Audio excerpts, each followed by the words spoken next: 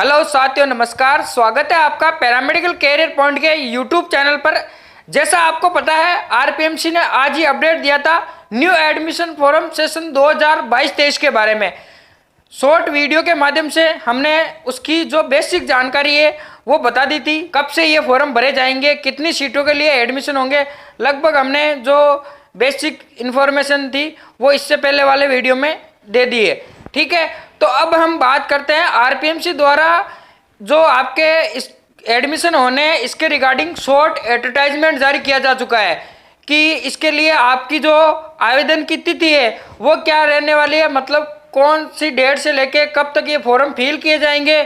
इसके अलावा आपका एजुकेशन क्वालिफिकेशन क्या रहने वाला है, शैक्षणिक योग्यता क्या रहने वाली है, कौन कौन से स्टूडेंट ये फॉर्म भर सकते हैं। इसके अलावा सबसे बड़ा कन्फ्यूजन स्टूडेंट का है, इंस्टा पे बहुत ज़्यादा मैसेज आ रखे हैं कि एज क्राइटेरिया क्या है। स्टूडेंट एज को लेके काफ़ी कन्फ्यूजन में है, तो वो भी हम इस वीडियो में डिटेल से बात करेंगे। इसके अलावा पाठ्यक्रम की अवधि क्या रहेगी, जो ये 2022-23 के एडमिशन होने हैं उसके पाठ्यक्रम की अवधि क्या रहेगी, पाठ्यक्रम का माध्यम मीडियम क्या रहेगा। ठीक है साथियों, इसके अलावा जो आपके डिप्लोमा की ईयरली फीस है, जो सालाना फीस है, वो क्या रहने वाली है। इसके बाद में हम बात करेंगे एडमिशन किस बेसिस पे होंगे, जो आपके ये जो भी कॉलेज अलॉट होगी वो किस प्रकार से होगी, उसकी क्या प्रक्रिया रहेगी। इसके अलावा जो आपका एडमिशन फॉर्म फिल करोगे उसकी फीस क्या रहने वाली है, उसकी बात भी हम इस वीडियो में करेंगे। इसके अलावा हमें आवेदन किस प्रकार से करना होगा, आवेदन प्रक्रिया क्या रहेगी, आवेदन प्रक्रिया होने के बाद काउंसलिंग का जो चॉइस फॉर्म है वो किस प्रकार फिल करना है। ये सारी जो मैंने आपको अभी वीडियो में जानकारी दी है, इन एक एक पॉइंट की हम इस वीडियो में बात करने वाले हैं शॉर्ट एडवर्टाइजमेंट के माध्यम से, जो आरपीएमसी राजस्थान पैरामेडिकल काउंसिल ने जारी कर दिया है। डिटेल विज्ञप्ति भी जारी कर दी गई है, लेकिन सबसे पहले हम शॉर्ट एडवर्टाइजमेंट को देखते हैं, उसके माध्यम से ये बात करने वाले हैं। तो जैसा आप देख सकते हैं, राजस्थान पैरामेडिकल काउंसिल जयपुर, ठीक है, ये आरपीएमसी है, आरपीएमसी ने जारी किया है शॉर्ट एडवर्टाइजमेंट। ये देख सकते हैं यहाँ पे दे रखा है संक्षिप्त विज्ञप्ति। साथियों, इसमें शॉर्ट एडवर्टाइजमेंट दे रखा है, संक्षिप्त विज्ञप्ति की हम आगे आने वाले वीडियो में बात करेंगे। उसमें कई आपको और चीज़ें भी देखने को मिलेगी, जो भी आपके और डाउट्स है वो भी क्लियर हो जाएंगे। तो जो मैंने अभी आपको मेनली पॉइंट बताए थे उन्हीं की इस वीडियो में हम डिस्कस करने वाले हैं, चर्चा करने वाले हैं। ठीक है, पैरामेडिकल डिप्लोमा पाठ्यक्रम में प्रशिक्षण क्षेत्र 2022-23, जो मैं ये आपको जो भी ये बता रहा हूँ ये सेशन 2022-23 के रिगार्डिंग न्यूज़ है, इस बात का विशेष रूप से ध्यान रखें। ठीक है, अब सबसे पहले हमने बात की थी आवेदन की तिथि। तो यहाँ पे ये देख सकते हैं ऑनलाइन आवेदन पत्र दिनांक। सबसे पहले ऑनलाइन आवेदन भरा जाएगा। ऑनलाइन आवेदन की दिनांक है वो आपके 16 जनवरी है। 16 जनवरी से लेके 17 फरवरी, लगभग एक महीने तक आपके एडमिशन के लिए ये फॉर्म फिल किए जाएंगे।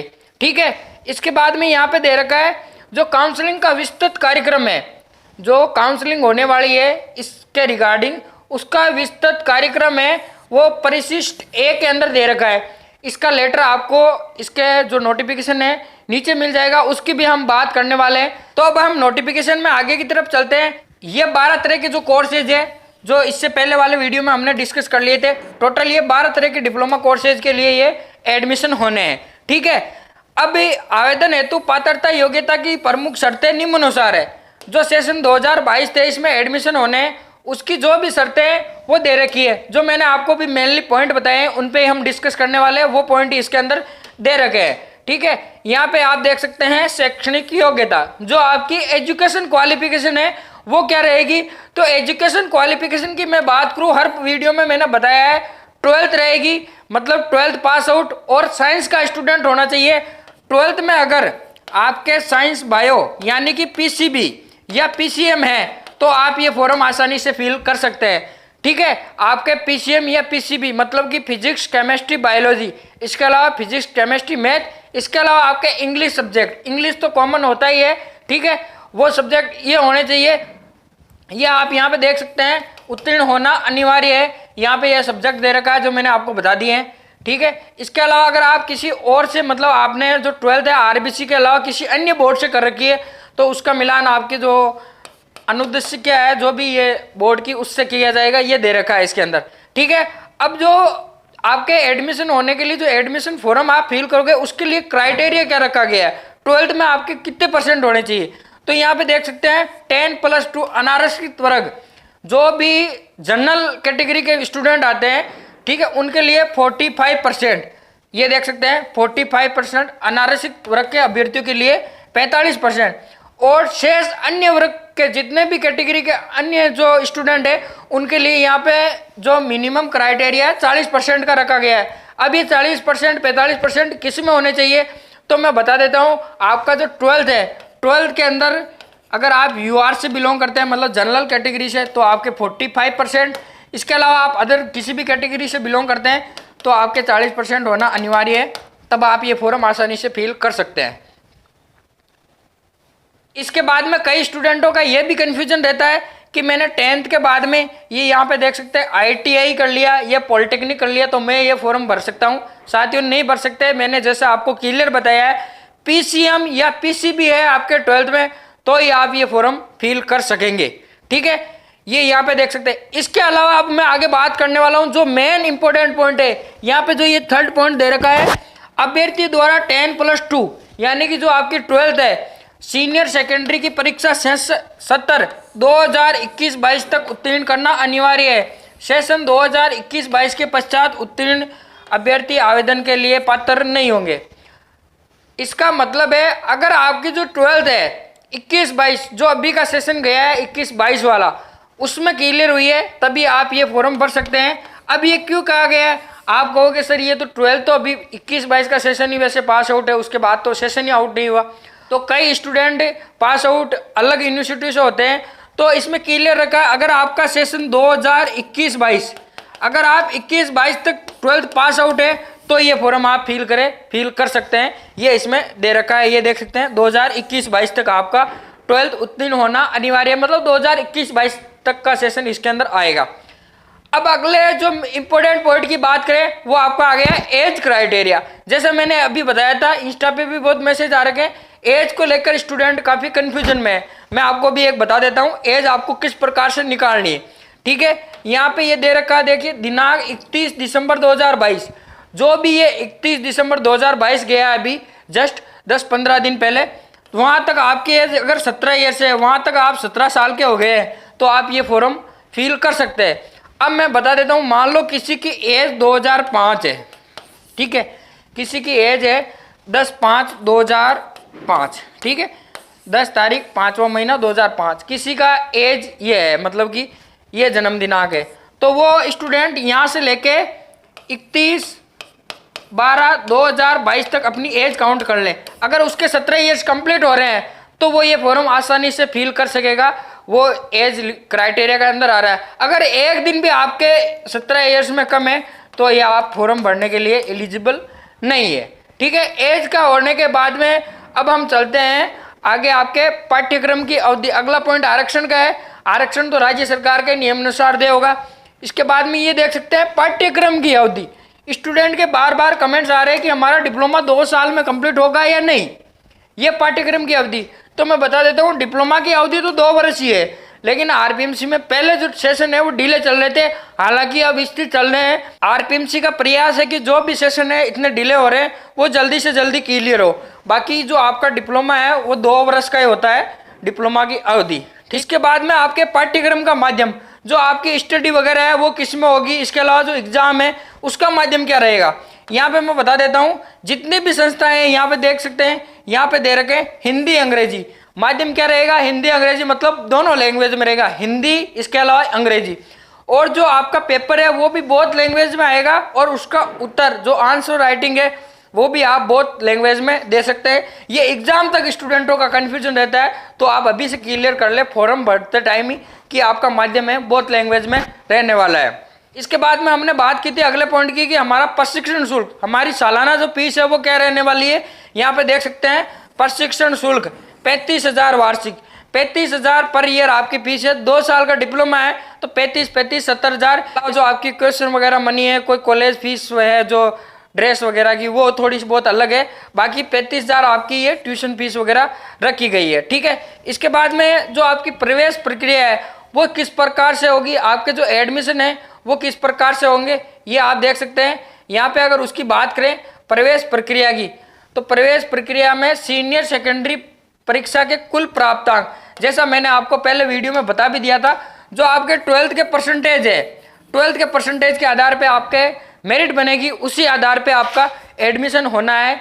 यहाँ पे ये देख सकते हैं, प्रतिशत के आधार पर मेरिट निर्धारित की जाकर महाविद्यालय संस्थान एवं पाठ्यक्रम विकल्प के आधार पर प्रवेश दिया जाएगा। जो आप ऑप्शन फॉर्म फिल करेंगे, चॉइस फॉर्म, उसके आधार पर आपको प्रवेश दिया जाएगा। ठीक है, अब जो आप ये फॉर्म भरोगे उसका आवेदन शुल्क क्या रहने वाला है, उसकी फॉर्म फीस कितनी रहने वाली है, तो यहाँ पे देख सकते हैं अनारक्षित वर्ग, मैं यहाँ पे बात करूँ यूआर यानी जनरल की, अन्य पिछड़ा वर्ग यानी कि अदर बैकवर्ड ओपीसी, इसके अलावा अति पिछड़ा वर्ग, आर्थिक वर्ग ईडब्ल्यूएस, जो भी ये है, जितने भी ये दे रखे हैं, ये यहाँ पे अन्य पिछड़ा, अति पिछड़ा, आर्थिक, इनके लिए जो है वो आपके फॉर्म फीस है 1500 रुपये रखी गई है।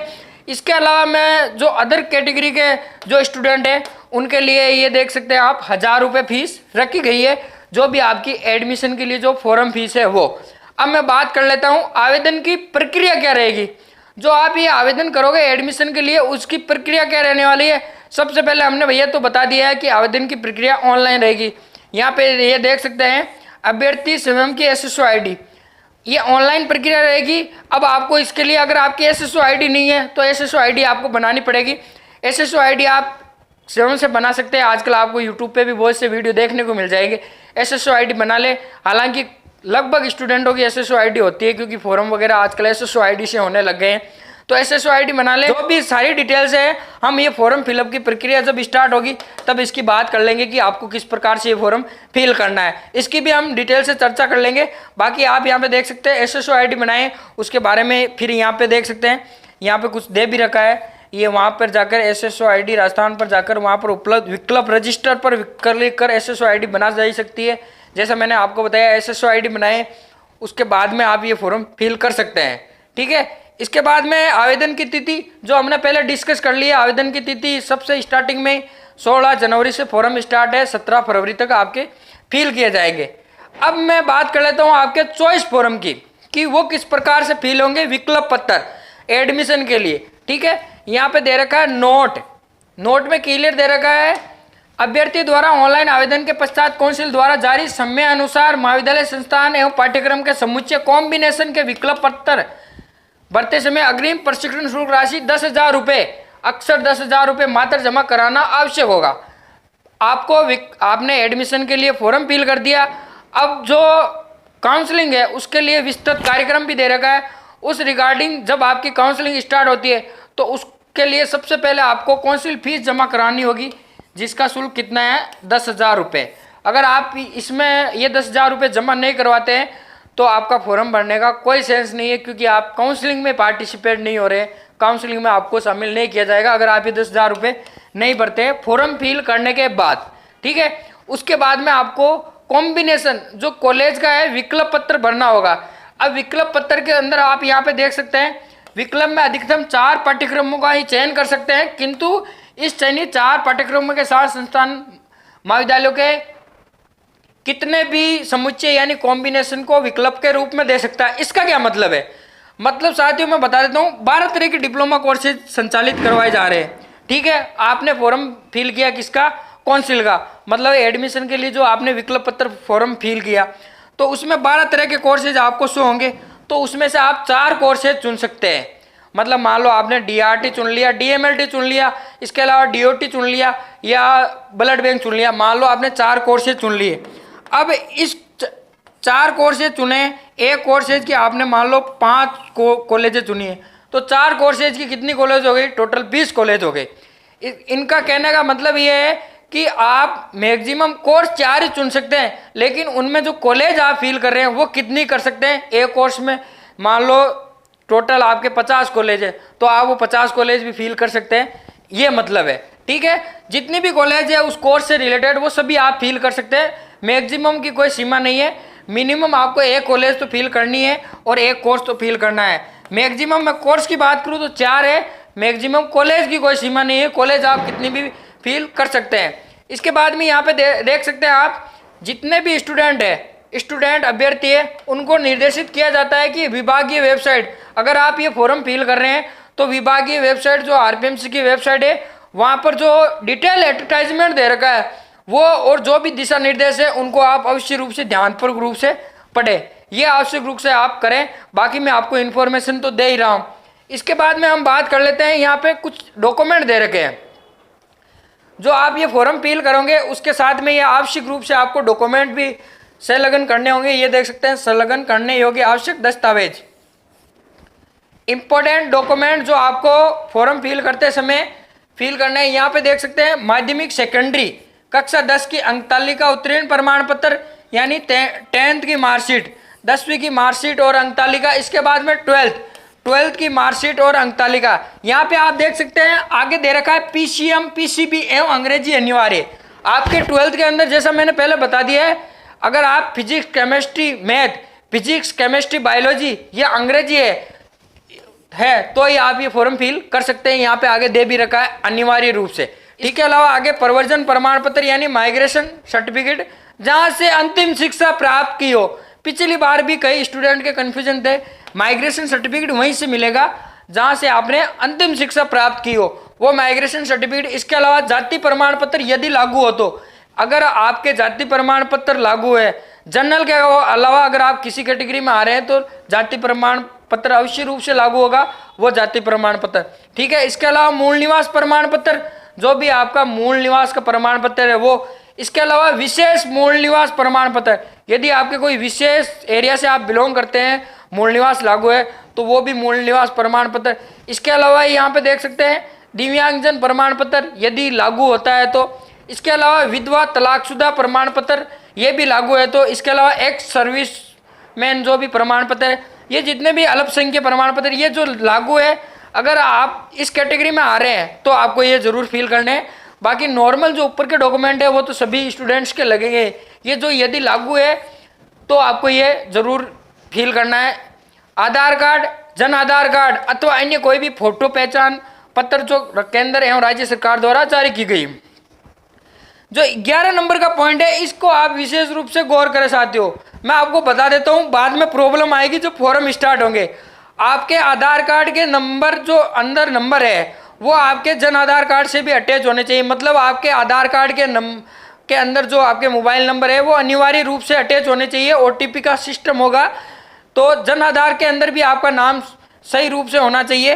ये आप विशेष रूप से ध्यान रखें। आधार कार्ड, जन आधार कार्ड की जो भी फोटोकॉपी है वो भी आपको अपलोड करनी है। ठीक है। इसके अलावा नोट, ऑनलाइन आवेदन करते समय अभ्यर्थी के पास समस्त उपयुक्त मूल ओरिजिनल दस्तावेज होना अनिवार्य है।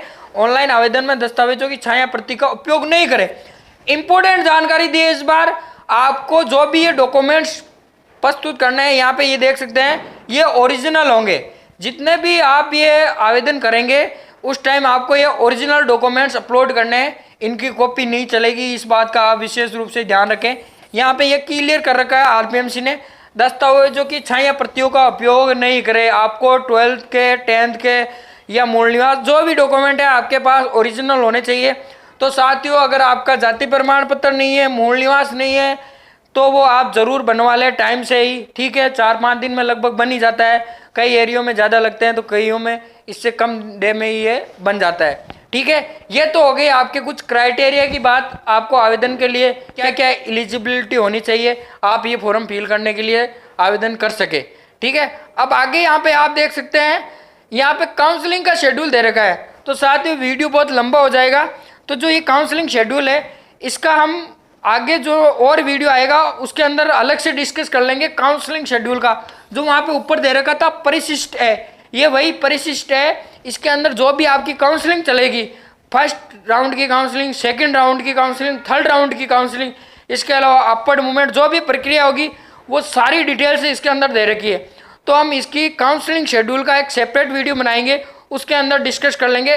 बाकी इसके अलावा आपका और कोई कन्फ्यूजन रह गया है पैरामेडिकल रिगार्डिंग, और कोई आपका डाउट है तो आप कमेंट में जाइए, कमेंट कीजिए। इसके अलावा इंस्टाग्राम पे कांटेक्ट कीजिए, इसके अलावा टेलीग्राम पे कांटेक्ट कीजिए। इसके अलावा अगर आपको कुछ ही नहीं मिल रहा है तो फेसबुक पेज भी हमारा बन गया है, वहाँ पे आप कांटेक्ट कर सकते हैं। हम आपकी जो भी सेवा होगी, जो सेवा कर सकते हैं वो ज़रूर करेंगे। पैरामेडिकल चैनल पर इसी प्रकार से आप बने रहे। धन्यवाद।